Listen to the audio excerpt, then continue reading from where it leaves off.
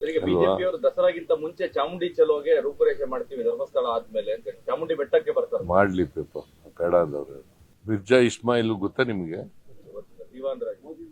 ಏನಾಗಿದ್ರು ಅವ್ರನ್ನ ಮಹಾರಾಜರು ಅಂಬಾರಿ ಮೇಲೆ ಕುಳಿಸ್ಕೊಂಡು ಮೆರವಣಿಗೆ ಮಾಡ್ತಿದ್ರು. ಆಗ ಈ RSS ನವರು ಬಿಜೆಪಿಯವರು ಎಲ್ಲಿ ಹೋಗಿದ್ರು? ಆಯ್ತಾ, ಈಗ ನಮ್ಮ ಇವನ್ ಕೈಲಿ 2017ರಲ್ಲಿ ಇದನ್ನ ಮಾಡಿಸ್ತಾವ ನಿಸಾರ್ ಅಹಮದ್ ಕೈಲಿ. ಹಾಗೆ ಎಲ್ಲಿ ಹೋಗಿದ್ರು? ಅಲಿಗೇಷನ್ ಇರೋದು ಕನ್ನಡಾಂಬೆಯ ಕುಂಕುಮದ ಬಗ್ಗೆ ಅವ್ರ ತಕರಾರು ಇರೋದು. ಕುಂಕುಮ ಅದು ಒಂದು ಬೇರೆ ಇಶ್ಯೂ. ಕುಂಕುಮ ಈಗ ಮಾತಾಡಿದ್ರು ಇಲ್ಲೋ ಗೊತ್ತಿಲ್ಲ ನನಗೆ.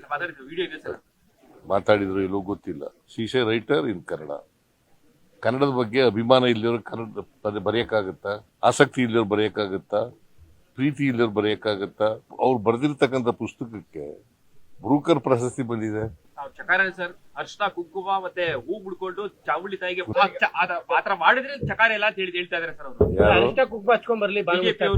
ಸೀಸೆ ಮುಸ್ಲಿಂ ಧರ್ಮದವರು ಲೇಡಿ ಅವಳು ಕನ್ನಡದಲ್ಲಿ ಬರೆದಿದ್ದಾರೆ. ಕುಂಕುಮ ಹಾಕೊಳ್ಳೋದು ಧರ್ಮದಲ್ಲಿ ಇದೆಯಾ?